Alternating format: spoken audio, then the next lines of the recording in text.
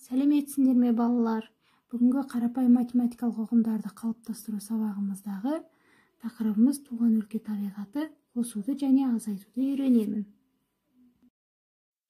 Сабағымыздың мақсаты қосу таңбасын заттарды қосатын таңба ретінде, алу таңбасын заттарды тобынан алу таңбасы ретінде түсіну және оларды пайдалану. Кәне сабағымызды бастамас бұрын шаттық шеңберді бәріміз бірге қайталап алайық. Қайырлы күн достым, қайырлы күн болсын. Біздің алар бағамыз кілем бестік болсын.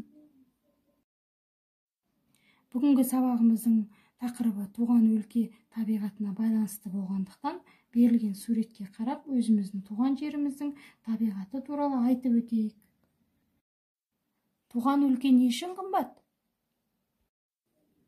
Адам өз туған жерін не үшін сағынады? Жарайсыңдар балалар.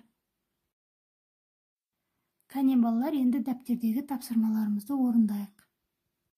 Бірінші тапсырма.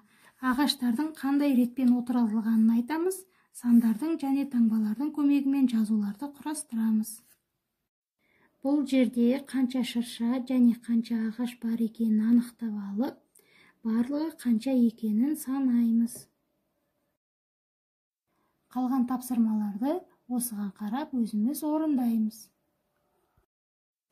Екінші тапсырмамызда түйенің суретін нүктелерді қосу арқылы қайталап салу және оның түсін шығарып бояймыз. Үшінші тапсырмамызда суреттерге сәйкес жазуларды тауып, есеп құрастырамыз. Енді тақырыбымызға байланысты қосымша тапсырмаларды орындайық. Бұл тапсырмада бос төркөздерді қажетті сандар қою арқылы толтырамыз.